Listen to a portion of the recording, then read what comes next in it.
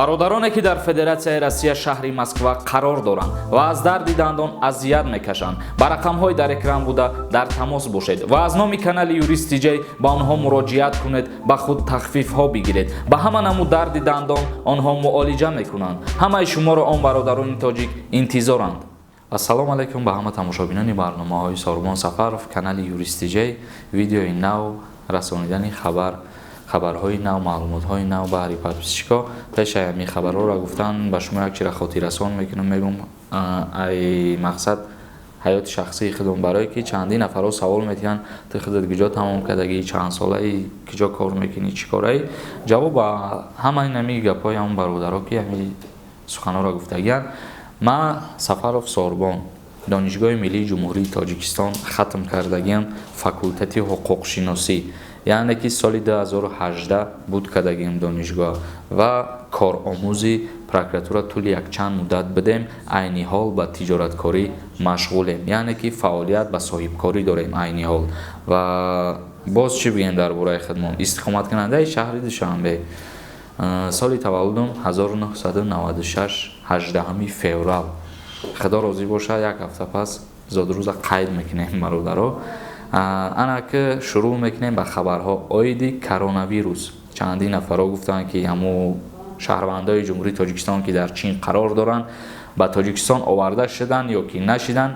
Хеле ки мо шумо медонем, як қисмаш аллакай оварда шуд ва як қисми дигаш дирӯз рӯзи 10 феврал ҳавопаймои Ҷумҳурии Тоҷикистон хатсайри Somon Air ба Ҷумҳурии Хитой парвоз кард барои баргардонидани шаҳрвандони Ҷумҳурии Тоҷикистон аз Хитой. Ва ӯ шаҳрвандоро бармегардонанд, худо розӣ боша, ба ватан дар Варзоб Харангонда ҷойгиршон мекунанд, 15 рӯз карантин эълон мекунанд барои ҳамун нафаро. Ва худованд розӣ боша ки ҳамин намуди вирус, ҳамин намуди беморӣ иншааллоҳ ки дар Ҷумҳурии Тоҷикистон паҳн намешава ва воридам намешава. Дуогӯи ҳамин боша ки худованд ай ҳамихе балоҳову дардҳо ҳамаи мо шуморо нигаҳбон боша.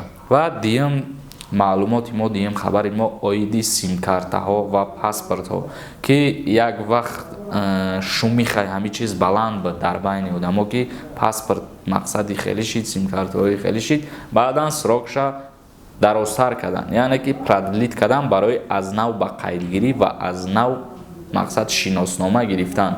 И бародарои азиз ҳатмияй, яъне ки шиносномарам иваз карданаш ҳатмияй ва симкартарам аз нав ба қайд монданаш ҳатмияй. Дар ҳолате ки агар шиносномаро шумо аз нав ба мақсад иваз накунен, шиносномаи пластикӣ нагирен, дар ҳолати буд шидани срокаш шуморо ҷарима мекунанд.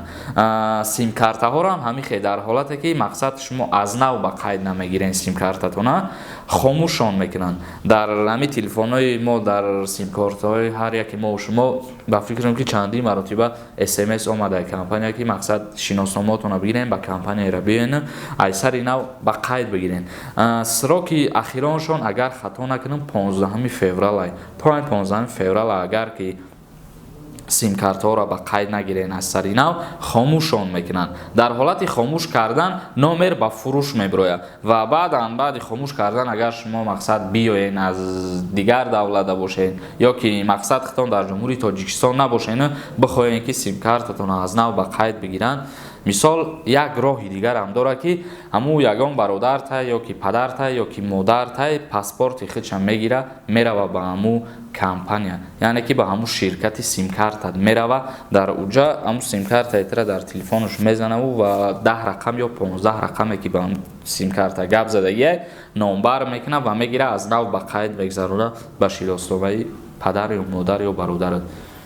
Ва инак бародарои азиз, боз як чиз дигара ба шумо хотиррасон кунам ки ҳамин одамо бисёртар дар комментарияҳо менависанд оиди занг гирифтан, яъне савол метиҳанд ки акай Сорбон ё бародар Сорбон занг гирифтан қимат шидай, қалинги занг қимат шидай.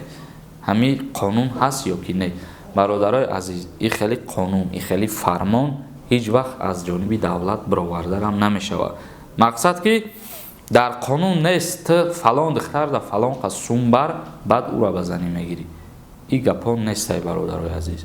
ин гап ҳамун гапҳое ки ҳамин байни халқ да паҳн мешава, ё ягон кас мегирад дар ягон видео ягон гап мега, як кас тамошо мекунад, паҳн мешава. Ай гапи халқ биге, гапи халқ ҳамин гап мебурӯяд. боз нашоти права ки гуфта будем, қайд карда будем, чихеле ки лоиҳаи аблава пешниҳод шид, ҳамун лоиҳаи ҳамрӯам пешниҳод шида ба имзо нарасид. мақсад гуфта будем қимат мешавад, оё мешавад ё ки не. мо ҳамира савол дода мақсад дар мавзӯъ нависта будем. мутаассифона қимат нашид нархи права дар ҷумҳурии Тоҷикистон. Не ки нархи танировка кардан мақсад қимат шида хеле гарон рафта, қариб ки 5000 томон шидагия. як мавзӯъ видео кардагем дар бораш гап задагем, бидроин тамошо кунем бародаро. инак мо гуфта будем ки боз ҳамин моддаҳои кодексора ба тарзи навор видео карда, ҳамчун саҳна карда ба шумо пешкаш мекунем ки ухе паратар хубтар бифаҳмед. боз як навори дигар нав кардем, бидроин амро тамошо кунем. дар ҳаминҷа номаш нависагие ки арӯс мехоҳӣ, оё Трамп хоҳар дорӣ. номи видео ҳам хеле нависагие ки арӯс мехоҳӣ, Трамп хоҳар дорӣ. бидроин амро тамошо кунем. саҳнаи тарбиявие ва чандин нафарот боварӣ дорам ба саволотон ҷавоб мегирем. инак бародаро мавзӯъро ҷамъбаст мекунем, видеоро ба охир мерасонем. дар охир як сухани дига гуфтанием бародарои азиз ки Садои умед, канали Садои умед ба фикрам ки 90% медонен, мешиносен. ана ҳамун бародармон як намуд озмун конкурс гузарондестаед, озмуни қориҳо. беҳтарин озмунаи навороша тамошо кардем. хай мақсад аз баъзе видеоҳои фаҳшу фоҳишагариро аму видеоҳо беҳтарин видеоҳоам ташкил кардаем бародармон. озмуни қориҳо бидроин ина каналаш Садои умед, амунҷа хатон бо навороша тамошо кунен.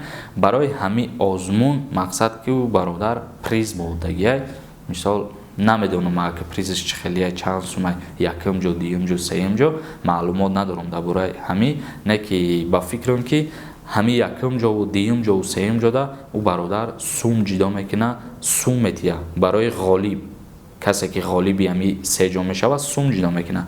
ба ҳамин хотир бародаро як нафар ин кора кардан наметавона. ба мо ҳамун бародармо муроҷиат кард ки мисол номероям карташа монем дар ҳамин видео. ин ҳамҷа номерои карташ биромад.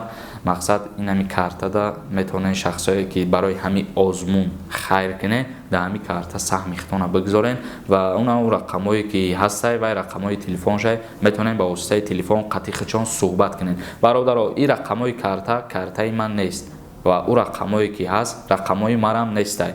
ҳамаш маълумотҳо дар бораи озмуни қориҳои канали Садои умед аст. ва дар канали ма юристи ҷей ҳатман подписатсия кунен, видеоҳои нав ба нави мора интизор бошед. паноҳи худо ҳамакаса.